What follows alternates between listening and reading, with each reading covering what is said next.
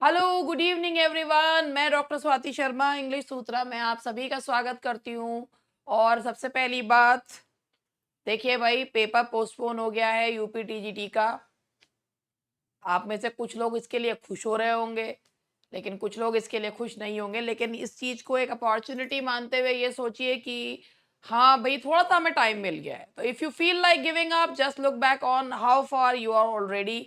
तो please don't feel like giving up. बिल्कुल भी हार नहीं माननी है, ठीक है। अब अभी तक जो है ये था कि ये पेपर जो है वो हो जाएगा 14-15 में, लेकिन हर भगवान ने क्या सोच रखा है और मतलब अब क्या है देखिए। लेकिन इट्स नेवर टू लेट, कोई बात नहीं। अभी पेपर जो है 21-22 जुलाई होता तो भाई देखो, एक झटका सा लगता है कि जो तैयारी कर रहे होते हैं, जो बहुत, और अभी इनमें से तो वो भी रो रहे होंगे जो तैयारी भले ही हुई हो ना हुई हो, ओहो पेपर हो जाते तो बड़ी है रे। तो वो भी दुखी हो रहे होंगे। खैर, जो जो हमारे जेन्युइन स्टूडेंट्स हैं वो उनके लिए अब मैं एक चीज़ आपको कहूँगी। मेरी जो है, सुबह भी मैंने आप लोगों के लिए एक वीडियो बनाया था और उसमें बताया था। कल सभी लोग जो हैं, कल मैं इसलिए नहीं आई थी क्योंकि मुझे पता था कल तो सिर्फ लोग पेपर पोस्टपोन के न्यूज़ को ही देखते रहेंगे, चैनल टू चैनल भटकते रहेंगे, मेरा कंटेंट कोई नहीं देखेगा। तो इसीलिए मैं नहीं आई। और जब कंफर्म हो गया कि हाँ, आयोग के द्वारा भी और साइट वगैरह पे सब पे डल गया, तभी मैंने जो है वो वीडियो बनाया कि हाँ भाई, डेट जो है वो चेंज हो गई है, दैट हैज़ बीन कन्फर्म्ड। और अब मैं आप लोगों के साथ अपनी स्ट्रैटेजी लेके, अब भले ही ये 40 डेज स्ट्रैटेजी पता नहीं अब कितने दिन की हो जाएगी, नाम इसका यही रहेंगे, रखेंगे हम 40 डेज स्ट्रैटेजी। और एक और चीज़ मैं आप लोगों से कहना चाहूँगी कि भाई अभी मैंने पहले ही सोचा था कि इसे कंप्लीट करने के बाद में पीजीटी की अपना सीरीज स्टार्ट करूँगी। तो अब मेरा अपना यही सोचा है मैंने कि अब मैं पीजीटी वालों के लिए अपना जो है स्ट्रैटेजी अपनी इसी पेनिशिया 40 डेज स्ट्रैटेजी, डे 23 हो गया, देख तो सारे ही लोग रहे हैं, सभी के लिए मिले जुले हैं। अब मैं बेसिकली जो हमारा 25th सेशन से स्टार्ट हो, मतलब 25वां जो दिन हो हमारा, उससे मैं अपना पीजीटी वालों के लिए, स्पेसिफिकली पीजीटी वालों के लिए स्टार्ट कर लूँ। बस इसी के साथ मैं अपना जो आज का सेशन है वो स्टार्ट कर रही हूँ। एग्जाम में कुछ गलतियां भूल के भी ना करें। एंड सबसे पहले, डोंट डिसहार्टन योरसेल्फ। अब मैं आप लोगों को क्वेश्चन बताने से पहले बताऊं भाई, देखो ये क्वेश्चंस जो हैं, इनमें से कुछ क्वेश्चंस मैंने खुद ने बनाए हैं, यानी कि लिखे थे कि what sort of questions can be asked. तो वैसे ही मैंने ये बनाया है। आई होप कि ये चीज़ें आप लोग, ये पूरा का पूरा जो क्वेश्चन पेपर है ग्रामर का है। 25 क्वेश्चंस ग्रामर के हैं। तो अगर आपकी ग्रामर पे आपको लगता है कि अभी हमें बहुत ज़रूरत है, तो आप ये मान लीजिए आपको समय मिल गया है और ग्रामर पे अपना हाथ मजबूत करिए। मैं बार बार एक कहती हूँ, मेरे पास मेरे ऐप पर भी मैसेजेस आते हैं, सिर्फ लिटरेचर का प्रैक्टिस सेट दे दो, सिर्फ लिटरेचर का। एक तो ना मुझे दे दो शब्द सुनकर ना इतना गुस्सा आता है ना, लिटरेचर का दे, मतलब ये इतनी फीस कर दो। मतलब एक बात है, वे आप किसी टीचर को अगर एड्रेस कर रहे हैं तो कम से कम थोड़ी सी तमीज रखनी चाहिए कि इतना कर दीजिए। अगर इतना कर देंगे तो क्या फर्क पड़ जाएगा। लेकिन you are also going to be teachers, तो भाई what we expect for us, वही चीज़ हमें दूसरों को देनी भी चाहिए। तो ये कि सिर्फ लिटरेचर का जो है वो हमें प्रैक्टिस पैच दे दो, या प्रैक्टिस लिटरेचर के क्वेश्चंस कर दो। भाई मैं एक सिंपल सी बात कर रही हूँ, एग्जाम में दोनों ही चीजें आएंगी। नेट का एग्जाम थोड़ी है कि सिर्फ लिटरेचर आएगा, या झारखंड वाला एग्जाम थोड़ी है जो सिर्फ लिटरेचर ही आएगा। यूपी है, दोनों ही चीजें आती हैं। अब दिल्ली वाला एग्जाम है DSSB का, उन्होंने सिर्फ लिटरेचर का सिलेबस दिया है, but they are very unpredictable.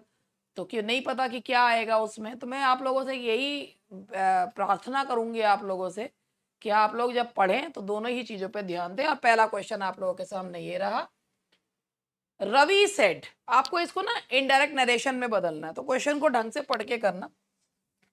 When I saw them they were playing, Ravi said, ये मतलब इनडायरेक्ट नरेशन में आपको बदलना है। Ravi said that when he saw them they had been playing. Ravi said that when he had seen them they were playing. Ravi said that when he had seen them they had been playing. Ravi said that when he saw them they were playing. अब बताओ इनमें क्या होना चाहिए। फटाफट अपने answers बोलो तो अच्छा लगेगा मुझे भी।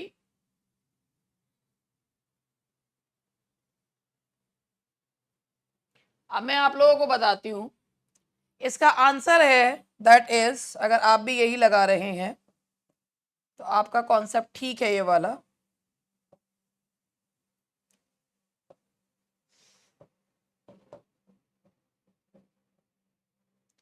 इसका आंसर है D. Ravi said that when he saw them they were playing. ठीक है, अब इसका रीजन क्या है ये भी मैं आपको बताती हूँ। देखिए, सबसे पहले यहां से क्वेश्चन से समझाती हूं। देखिए, अगर डबल पास्ट है, पहली बार डबल पास्ट, ठीक है जी, डबल पास्ट है सेंटेंस में, उसके बाद वो बता क्या रहा है, टाइम। उसमें जो एडवर्ब्स आ रहे हैं क्या आ रहे हैं, व्हेन, एज सून एज, ये एडवर्ब्स आ रहे हैं। डबल पास्ट हो, टाइम बता रहा हो, दे वर प्लेइंग कब, when I saw them, time बता रहा हो, जो आपका एडवर्ब क्लॉज है वो टाइम बता रहा है, और एडवर्ब हो उसमें व्हेन, एज सून एज, यानी कि एडवर्ब क्लॉज हो, तो दोनों के दोनों में से कोई सा भी सेंटेंस चेंज नहीं होता। Ravi said that when I saw them they were playing, इसीलिए इसका आंसर है डी। आई होप कि मेरी बात आपको याद रहे, इसका आंसर है D. Question number second, she said I decided not to buy the house because it was on the main road. She said that she decided not to buy the house because it was on the main road. She said that she had decided not to buy the house because it was on the main road. Both A and B, neither A nor B. तो ये यहाँ पर जो sentence में क्या होना चाहिए, she said that she decided not to. देखो, अब ये वाला जो सेंटेंस है इसमें not to buy the house why का जवाब दे रहा है, तो जो वाई का है, जो सिचुएशन जैसी है वैसी ही रहती है, जो सिचुएशन चेंज नहीं होती उसका टेंस भी चेंज नहीं रहता। हाउस मेन रोड पे ही था, हाउस मेन रोड पे ही रहेगा, इट हैड बीन नहीं हो जाएगा। तो लेकिन डिसाइडेड वाला टेंस चेंज होगा, तो ये होगा she said that she had decided not to buy the house because it was on the main road. तो इसका आंसर होगा आपका B. Now question number 3, dash tense is used to mention events that happened more than once in the past. इसको मैं यहां पर लिख देती हूं, इसको मैं यहां पर ये लिख देती हूं, ये ब्रैकेट पर लिख देती हूं, more than once in the past. अब इससे आपको बताना है, तो पास्ट के 3 टेंसेस हैं, past indefinite, past perfect continuous. आपके हिसाब से क्या होना चाहिए ये आप मुझे बताइए, 1 मिनट दीजिएगा, इसका ब्लर वर्जन ठीक कर दूं। Dash tense is used to mention events that happened more than once in the past. तो भाई बात ये है, जैसे आप इसका एग्जांपल देखो, as children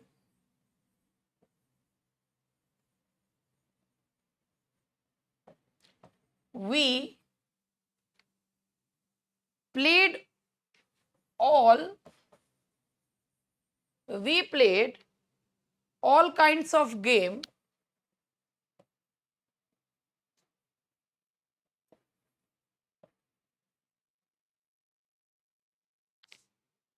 on the street. हम सड़क पर सब प्रकार के खेल खेला करते थे। ये यूज टू का सेंस ही दिया करते, we use to do that. और यूज टू किस में यूज होता है, पास्ट इंडेफिनेट में। तो जब कोई काम पास्ट में एक बार से ज्यादा हुआ करता था, होता था, तो उसके लिए हम कौन सा टेंस यूज करते हैं, पास्ट सिंपल या past indefinite tense. The protest lasted a week. अब आपको ये बताना है कि ये जो है कौन सा पार्ट ऑफ स्पीच है।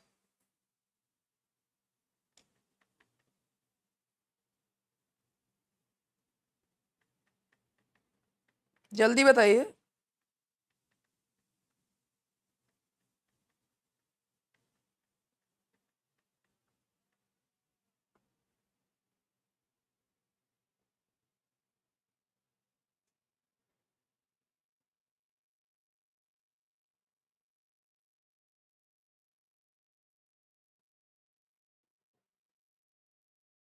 द प्रोटेस्ट लास्टेड, अब यहां पर ये बता रहा है हाउ लॉन्ग, हाउ लॉन्ग जो चीज बता रहा है और अंडरलाइन पार्ट पूछा गया है, तो दैट इज, ये नाउन नहीं है, both A and B, that is an adverb.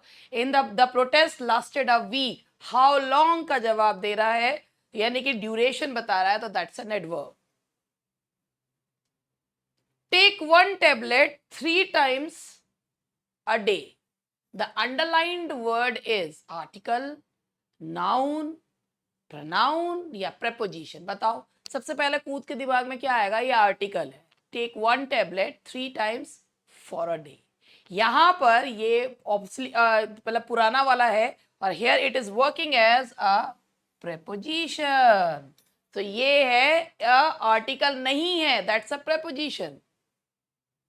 He lost his all in gambling, ये जो इसमें अंडरलाइंड वर्ड है वो आपको बताना है कि ये पार्ट ऑफ स्पीच इसकी क्या है।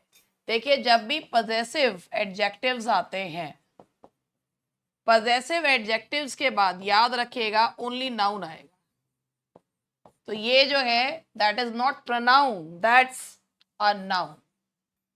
पजेसिव एडजेक्टिव्स के बाद सिर्फ नाउन आता है, तो that's a noun. The little ones cried for Joy, noun, pronoun, adjective या एडवर्ब। द लिटिल वंस, अगर इनके नाम होते चुन्नू मुन्नू तो ये नाउन होते, नाम की जगह लिया गया तो ये क्या हो गए, दे आर प्रोनाउन, क्योंकि प्रोनाउंस तो प्लूरल हो जाते हैं। Next is identify the sentence that demonstrate the correct use of a correlative conjunction, neither nor, both and, whether or, ये है। तो neither did she call, nor did she write, she both, she does both, she both sings and plays, तो both और and के बाद placement of जो word है वो ठीक है। ऊपर वाले में neither did she call, nor did she write, ये भी ठीक है। Whether he likes it or not, he has to attend, whether, whether or जो है उसका सेंस में, तो सारे ही ठीक है। सो the answer is all of the above, the answer is all of the above.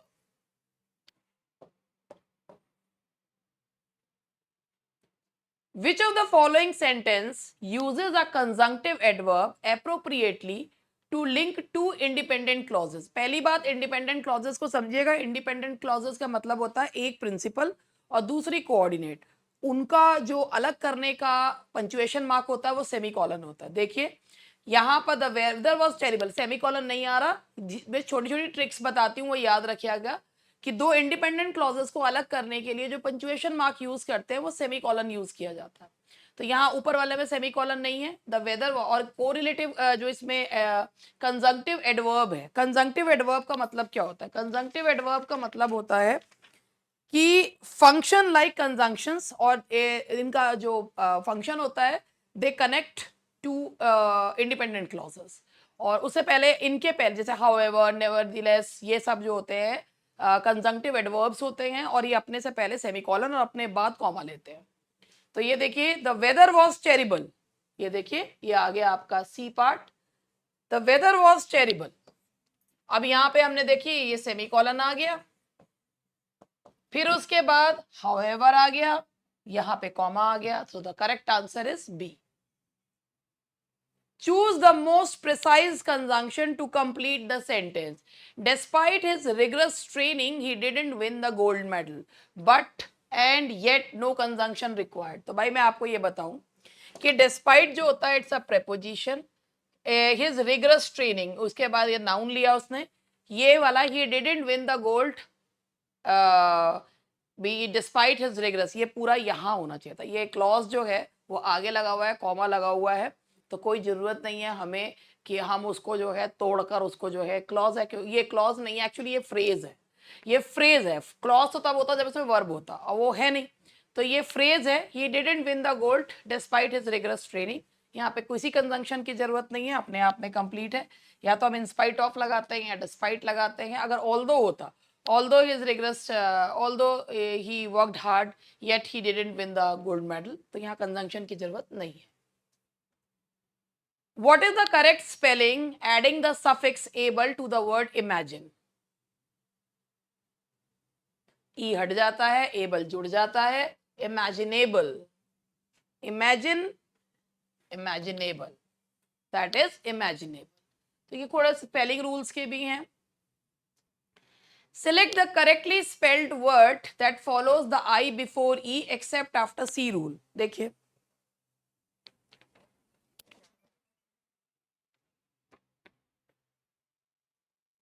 और जैसा कि मैंने आप लोगों से कहा था कि हम इधर उधर जाकर जो है वो किताब उठा लाते हैं अपनी, और इसलिए ले आते हैं क्योंकि अगर हम कुछ चीज़ें हमें अपने स्टूडेंट्स को वैसे बतानी होती हैं तो हम बता दें।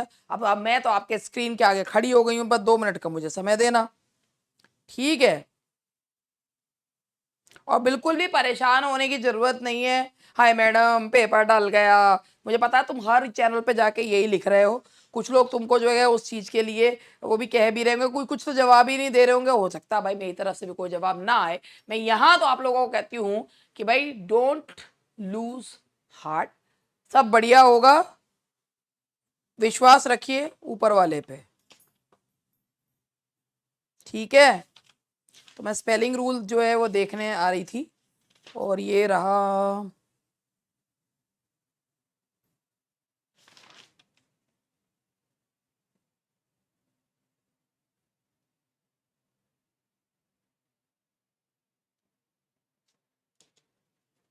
हाँ जी, ये था select the correctly spelled word that follows the I before E except after C rule। तो ये था आपका यहाँ पर if there is before E। हाँ,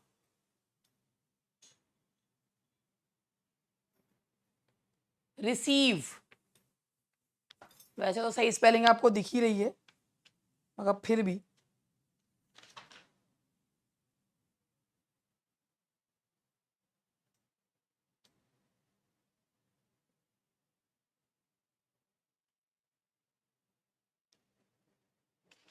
इसका यही है, use I before E except after C और when sounding like A as in neighbour. देखिए, जैसे एग्जांपल मैं आपको बताती हूँ, ये है रिसीव, यहाँ पर ये है, देखिए ये हो गया RECEIVE, ये हो गया आपका रिसीव की सही स्पेलिंग यही है। इसका ये जो रूल है वो मैं रूल आप लोगों के लिख देती हूँ, ये है कि यूज आई बिफोर ई,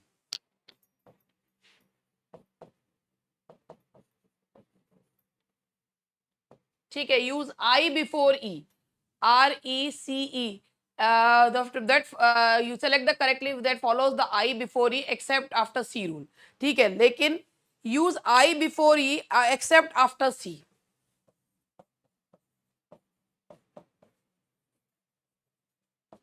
ठीक, except after C और when sounding like except after C। तो यहां पर ये है use I before E, I E के पहले यूज करना होता है। देखिए, जैसे ये एग्जांपल है आपका PIECE, use I before E except the rule except C। तो देखिए इसमें, क्योंकि इसका मतलब ये है कि अगर C पहले आ रहा है तो क्या होगा, I पहले नहीं बाद में जाएगा। आई हिंदी में अगर मैं बताऊं, देखो अगर यहाँ पर PIECE है, लेकिन रिसीव की स्पेलिंग जो है वो क्या है, ये है, यानी कि ई पहले और आई बाद में आया। तो इसका मतलब ये है कि अगर सी आ रहा है बीच में तो ई पहले और आई बाद में आएगा, और वैसे आई पहले और ई बाद में आता है। ये है इसका हिंदी का मतलब, हिंदी में मतलब, ठीक है जी। फिर दोबारा से बता दूं अगर समझना चाह रहे हो तो। ये मेरा कहने का मतलब ये है कि यदि सेंटेंस में साधारण कोई शब्द है, जैसे एग्जांपल लो चीफ, तो चीफ है तो आई पहले आएगा और ई बाद में आएगा, CHIEF। लेकिन अगर वर्ड में पहले सी आ गया, मतलब बीच में सी आ गया, फिर ई आई का कॉम्बिनेशन हमें बनाना, आई ई का कॉम्बिनेशन हमें बनाना है, तो ई पहले और आई बाद में आएगा। जैसे एग्जांपल था आपका रिसीव, और रिसीव जो सी वाला रिसीव जो है वो उसमें ई पहले और आई बाद में आएगा। चलिए क्वेश्चन नंबर 13 लेते हैं। When forming the plural of a noun ending in F or FE, what is the most common rule? इसको भी एग्जांपल से समझिए। अगर आप जो है लीफ लिखते हैं, एफ पे खत्म हो रहा है या वाइफ लिखते हैं, वो एफ ई पर खत्म हो रहा है, इसका प्लूरल बताना है, तो क्या करोगे, इसमें से एफ और एफ ई हटाकर वी ई एस जोड़ देते हैं। तो इसमें देखिए change the F or F E to V E S, so the answer is B, change the F or F E to V E S. Which of the following sentences uses the correct form of the irregular verb lie, recline यानी कि late जाना, horizontal position में होना। देखिए ये जो होता है ना, इन वाले वर्ड्स में बहुत लोग कंफ्यूज होते हैं और ये मतलब हो जाता है इसमें कंफ्यूजन कि क्या है। देखो इसको मैं इस तरीके से बताती हूँ। देखिए एक ये है वर्ब ले, लेट एंड लेन, ये आपका प्रेजेंट, ये वर्ब की सेकेंड फॉर्म और ये पास्ट पार्टिसिपल यानी कि वर्ब की थर्ड फॉर्म। इसका मतलब होता है बिछाना, रखना, रखना, बिछाना, और ये होता है लाई, और इसका लाई ओ लेड है, लाई, ले, लेड, लेड, और लाई, ले और लेन, ये था इसका था लेन, लाई, ले, लेन। इसका मतलब होता है टू रिक्लाइन या हॉरिजॉन्टल पोजीशन में, यानी कि पड़ा होना, लेटना। तो ये इस तरीके से है, ले, लेड, लेड, रखना, he laid the books on the table, तो ये जो है रखने को कहते हैं। He laid the blankets on the floor, तो ये रखने के सेंस में। और लाई लेटना, ले लेटना, और लेन लेटना, ये है। अब यहाँ पे एक एक करके करते हैं। He laid on the couch, तो यहाँ पर अगर आप ही लेड ऑन द काउच है तो वो काउच पे खुद को रख नहीं रहा है, ठीक है, तो वो lie laid, he laid on the couch नहीं होगा। अगर पास्ट टेंस पे बोल रहे हो तो ले होगा, ही ले on the couch for an hour, second form लगा रहे हो। लाई, ले, लेन है, he lies on the couch every afternoon. अब लाई की अगर तुम यहां पर रेगुलर हैबिट बताओगे तो वो लाइज ही होगी, ये वाला सही है, he lies on the couch की वो लेटता है। The book had lain on the table, अब लेन नहीं होगा, the book was laid on the table, रखी गई है ना, यहाँ पे ये the book had been laid on the table for 2 days, यहाँ लेड आएगा। They have lied in the sun all morning, अब यहाँ लेटने का सेंस है तो यहाँ फिर लेटने का सेंस है, तो आप बताओ क्या होगा, ये वही वाला है, मैंने आपको बताया लाई, ले, लेन वाला हैव आ रहा है तो इसके साथ थर्ड फॉर्म लगेगी, they have lain in the sun all morning, इसीलिए इसका आंसर है आपका B. Identify the sentence with the incorrect principal part of the irregular verb swim. Swim irregular verb इसलिए कहलाता है क्योंकि जो वर्ब अपने साथ ईडी या ईडी वगैरह नहीं लेता है वो इर्रेगुलर हो जाता है, ठीक है। जैसे अब आप ये देखिए स्विम, स्वैम, स्वम होता है, she swam across the lake, he has swum, they are swimming in the ocean, I have swam. तो भाई देखो यहीं पर है, हैव के साथ पास्ट पार्टिसिपल फॉर्म लगेगी तो ये हो जाएगा स्वम, तो इसका आंसर है आपका डी। इर्रेगुलर वर्ब का मतलब होता है जिसमें ईडी वाला वो नहीं लगता, उसकी फॉर्म चेंज हो जाती है। Choose the correct past tense and past participle, past tense verb की सेकंड फॉर्म, पास्ट पार्टिसिपल होता है वर्ब की थर्ड फॉर्म, तो क्या होगा बताइए, बर्स्ट की सेकंड और थर्ड फॉर्म, जो भी वैसे जो है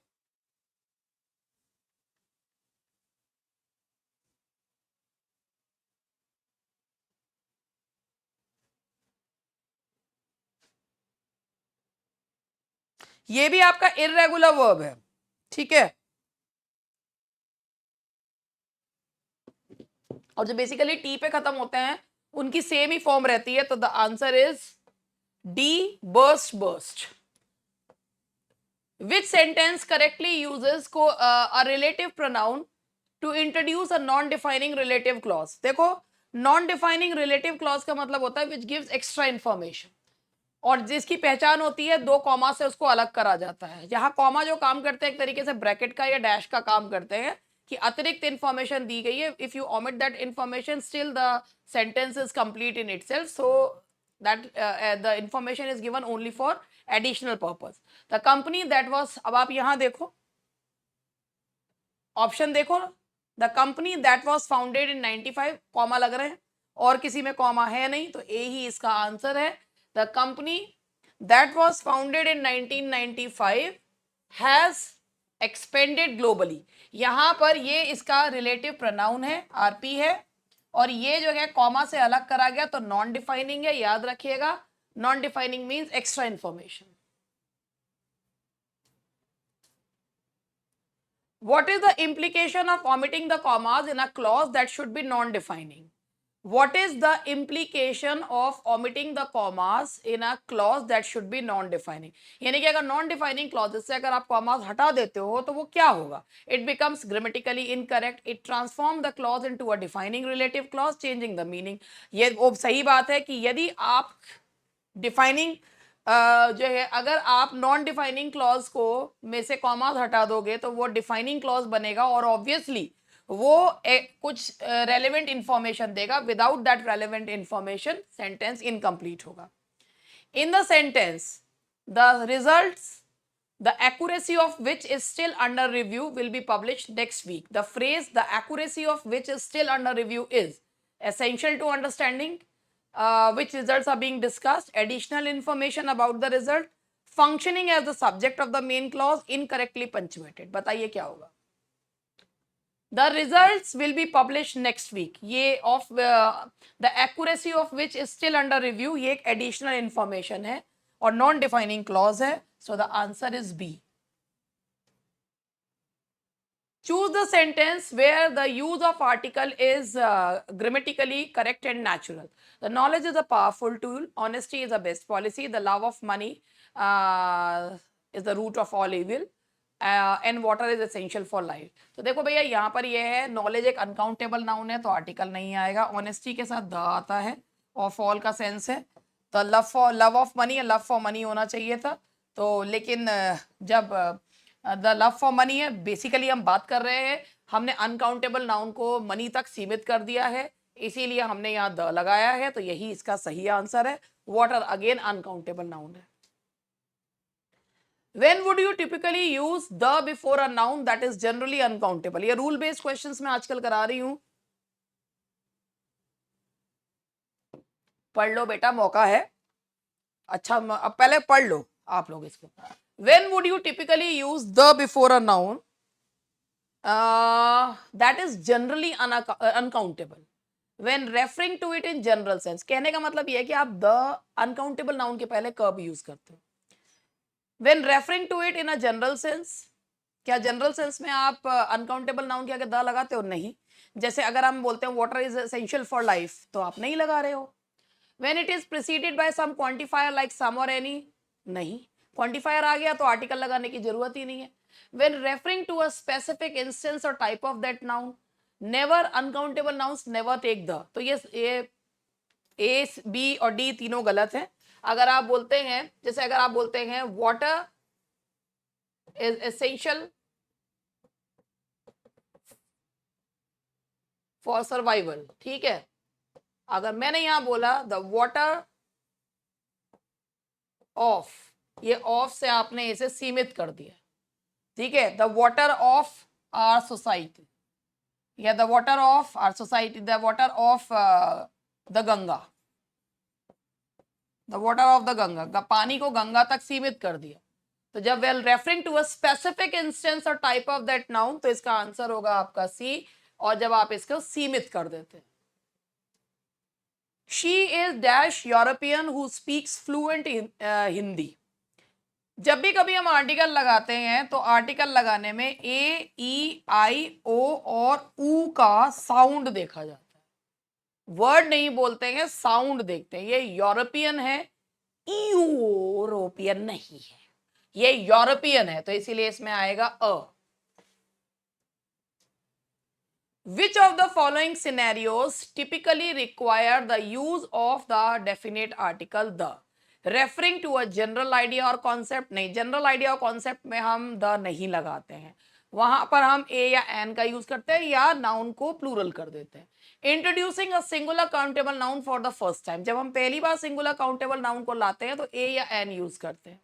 रेफरिंग टू समथिंग यूनिक और already identified in the context, ये सही जवाब है. I saw a car, the car was quite expensive. तो जब रिपीट हुआ तो हमने आर्टिकल द लगा दिया.